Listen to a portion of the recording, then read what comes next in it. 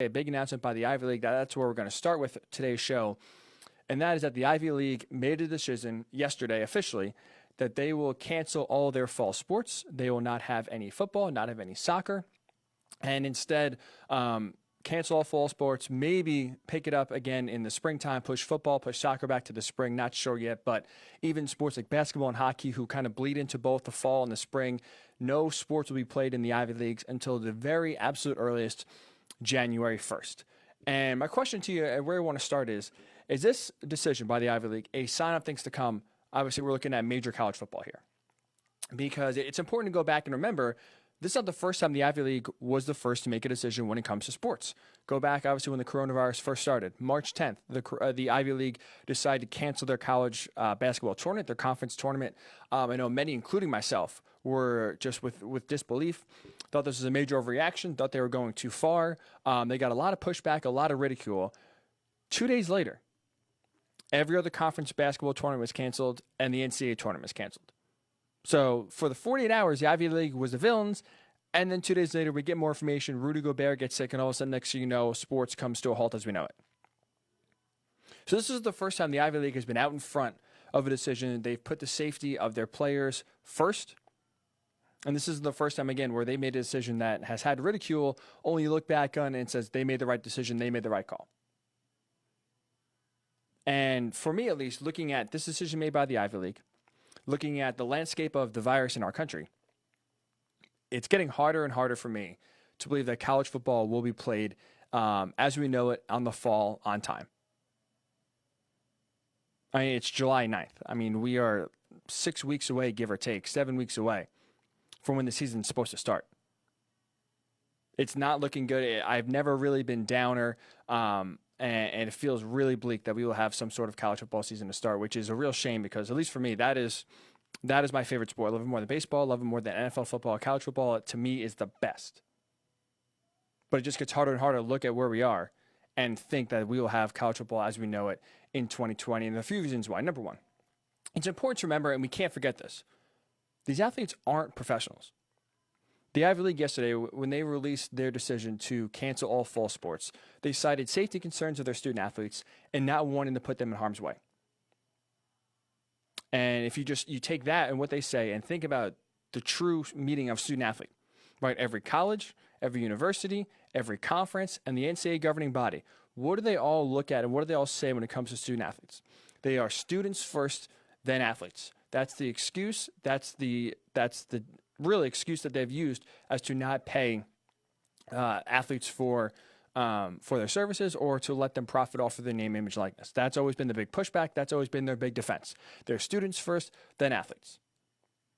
Well, say this. I mean, if you keep preaching that, and they have, well, now it can't be just convenient all of a sudden to just say, oh, you know what, money's on the line. We need these players to play. So even if campuses are shut down, even if it's still, probably unsafe to play, we're still going to go push because we need all this money to help lift our athletic department.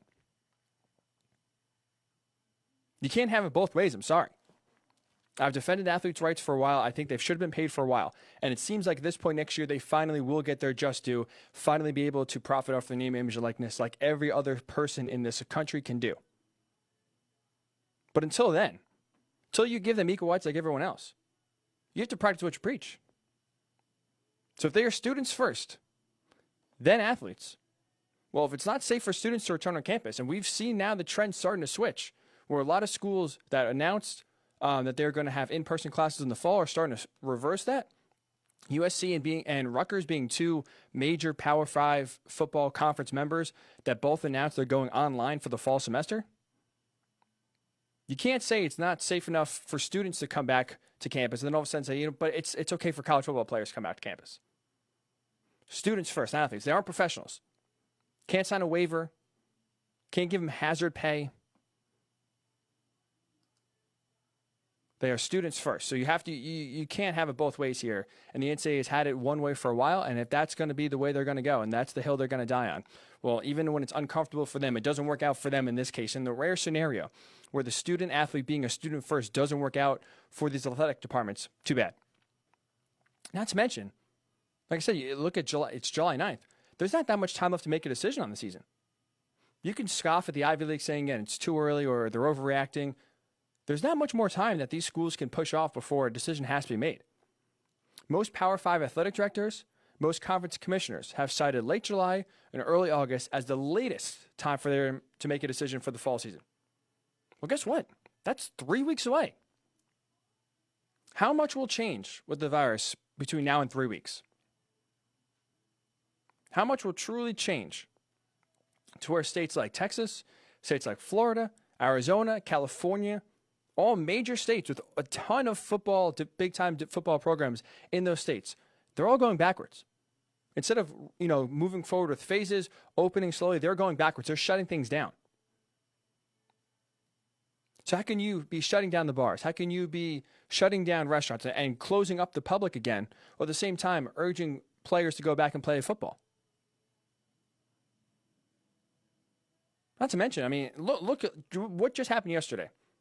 Ohio State and North Carolina, again, two big-time football programs, both had to pause their workouts and shut down workouts because players were getting sick. I just don't see how the landscape is going to change in 3 weeks to where all of a sudden it is safe now to play football. Think about it. I talked about this the other day when I was pushing for a spring season. How can I should say, schools struggle to keep their athletes healthy now when essentially this is the closest it's going to ever be to a bubble, right? Really, for the most part, the only students on campus currently right now are athletes. Soccer players, football players, basketball players. So it's the closest thing you're going to have to a bubble all season. Because again, most of these schools, for the most part right now at least, still plan on having students come back for the fall. So if you're going to bring tens of thousands of students back to these major big-time campuses, how can you expect all of a sudden these cases to go down? How can you expect a school like Clemson, who already has a third of their football team sick, to keep the other 2/3 safe when now all of a sudden more kids are coming back? When now these students are intermingling with regular students? It doesn't seem plausible. And finally, this is the biggest note and the biggest point that I think people are overlooking or forgetting that is going to have some real weight and really, to me, is going to be the big difference as to a football season being played or not. Coaches, players, athletic directors, conference commissioners, they aren't the ones that are going to be making this decision. It's going to be university presidents. ESPN's Heather Dinich, a great college football reporter, she does a lot for the college football playoff. She tweeted this out yesterday, and it's, to me, this is being overlooked a lot. She tweeted out the decision makers for the fall in terms of having a football season. She said the first decision maker, the biggest decision maker, is going to be the coronavirus itself, right? If we can mitigate the virus, it goes down, we can safely get back to being around each other without the virus spreading, that's going to be huge. So the coronavirus itself is going to be the first determining factor of if we have football or not. Number two, state and local governments and health officials, right? If states and most states can give the A-OK, you can gather in groups of 50, 100, 200, which is you're going to need to have a football game itself, let alone practice. You need state and local governments to sign off, health officials to sign off and say, this is safe, you guys can do this. Number three, so behind the virus, behind state and local government officials, university presidents. Then she puts forth Power 5 commissioners. So it's the university presidents are the ones that are making the call. The university presidents said, yes, they obviously are affected by the athletic department budget, right? If football is not played, that's a lot of money that won't be coming in. They feel that pinch. But at the same time, their duty and their responsibilities for the entire university. They don't just worry about athletics and the money that comes with it. They have to look at the overall university. And the bad PR that would come with a team pushing on, still playing, getting players sick, and God forbid, players having symptoms and getting even worse. I don't think university presidents want to deal with that. I honestly believe, and I could be naive, I could be just, thinking that money isn't that much of a determining factor as it is. I truly believe university presidents will not prioritize profits over people. I don't.